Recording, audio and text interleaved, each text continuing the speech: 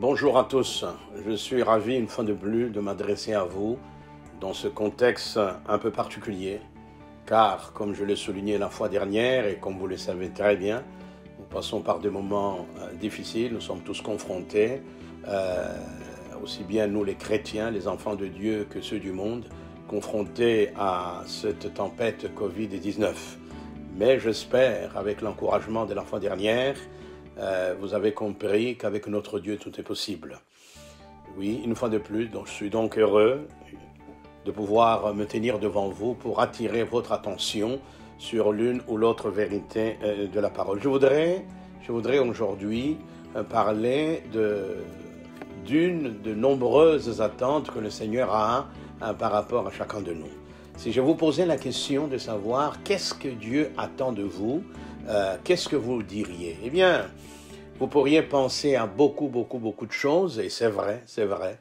Dieu a beaucoup d'attentes par rapport à nous, mais aujourd'hui, je voudrais attirer notre attention sur une attente particulière de notre Dieu, et pour nous permettre donc de développer cette pensée, je voudrais lire avec vous dans la première épître de Paul aux Corinthiens, au chapitre 1er, d'abord le 3 premiers versets, et puis ensuite le verset 9. Il est dit, 1 Corinthiens, chapitre 1er, verset 1er, Paul, appelé à être apôtre du Christ Jésus par la volonté de Dieu, et le frère Sosthène, à l'église de Dieu qui est à Corinthe, à ceux qui ont été sanctifiés en Christ Jésus, appelés à être saints, et à tous ceux qui, en quelque lieu que ce soit, invoquent le nom de notre Seigneur Jésus-Christ, leur Seigneur et le nôtre, que la grâce et la paix vous soient données de la part de Dieu notre Père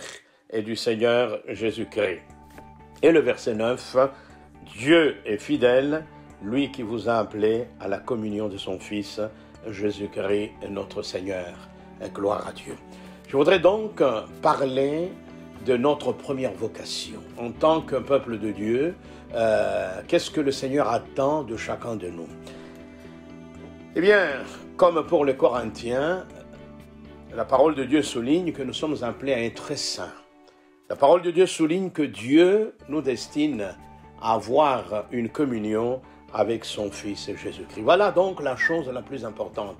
Et dans ce contexte de Covid-19, alors que partout où cette tempête passe, eh bien, elle finit toujours par mettre à genoux l'économie, les nations et tout ça, eh bien, nous, enfants de Dieu, nous sommes donc appelés à tenir bon, à rester attachés à notre Dieu et à travailler à ce qui est la chose la plus importante, à savoir notre communion avec le Seigneur.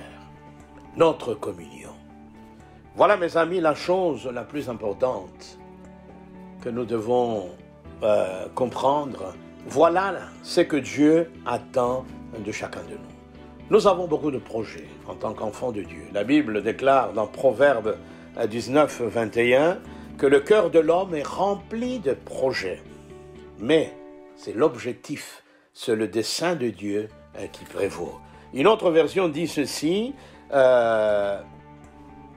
l'homme forme de nombreux projets, mais c'est le dessein, mais c'est l'objectif, mais c'est la volonté de Dieu, donc qui finit par se réaliser. Ceci est important, mes amis, puisque nous avons pas mal de projets, que ce soit au niveau personnel, au niveau familial, que ce soit au niveau professionnel, même au niveau de l'Église. Nous avons tous des projets, nous avons tous des objectifs à remplir. Mais au-delà de tous ces objectifs-là, eh bien, il y a ce que je pourrais appeler l'objectif suprême que Dieu voudrait que nous puissions accomplir dans notre vie. Cet objectif n'est autre que sa volonté à notre égard.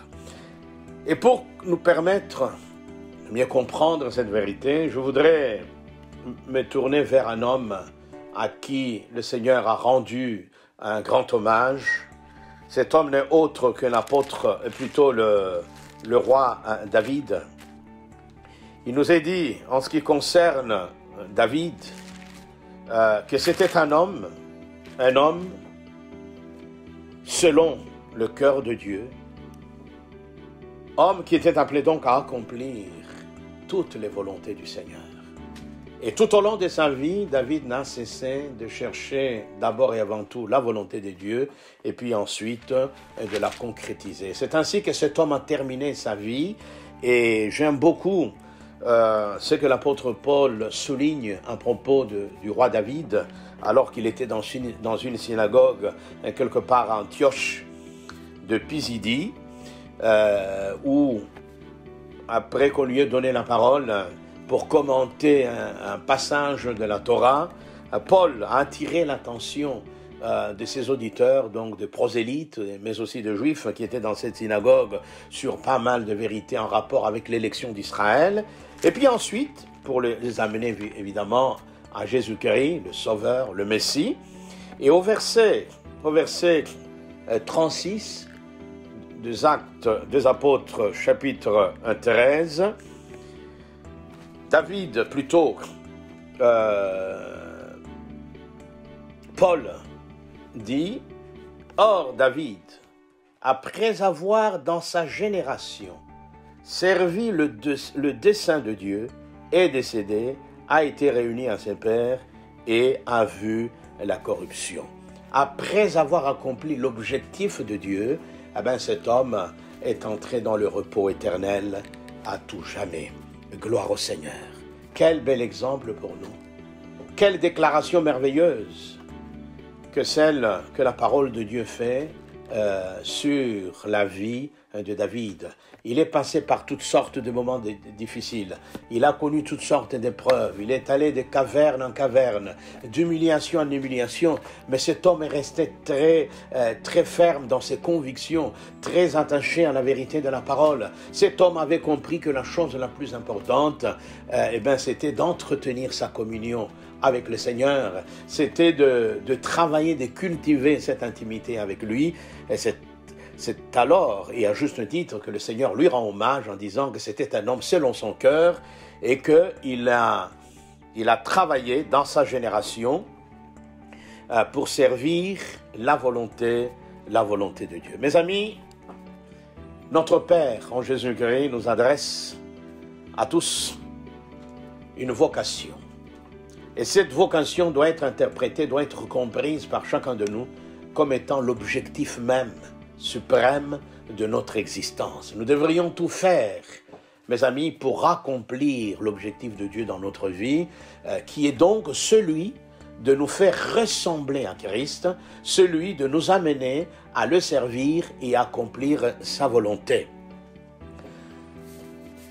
Et pour que cet objectif s'accomplisse, nous n'avons pas d'autre choix que de demeurer dans la communion avec le Seigneur. Dieu nous appelle à être saints. La parole de Dieu nous encourage à posséder nos corps dans la sainteté, à mener une vie de sanctification. Tout cela n'est possible que dans la mesure où nous restons attachés au Seigneur, dans la mesure où nos cœurs restent attachés à lui. Alors, nous pourrions recevoir du Seigneur la force dont nous avons besoin pour le servir. Voilà pourquoi je voudrais inviter chacun de vous donc à profiter de l'occasion de ce confinement, de ces temps difficiles par lesquels nous passons pour développer sa communion avec le Seigneur. Il n'y a rien qui soit au-dessus de Dieu. Il n'y a pas de plus grande chose dans la vie d'un individu que sa communion avec Dieu. Ceci devrait être priorisé. Nous devrions tout faire dans un monde qui nous demande beaucoup, dans un monde de plus en plus chronophage. Nous devons considérer ce moment que nous passons comme une opportunité où chacun de nous se tourne vers le Seigneur pour se lancer dans une recherche profonde de sa face. Car dans la plupart des cas, nous avons eu deux moments avec Dieu, mais dans la plupart des cas, c'était toujours pour demander sa main, qu'il nous bénisse, qu'il rencontre nos besoins, etc. Mais je voudrais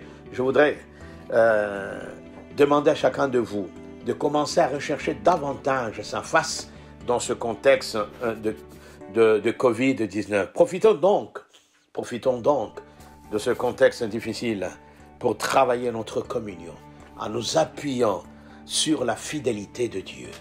Paul est formel. Dieu est fidèle. Il est fidèle envers lui-même.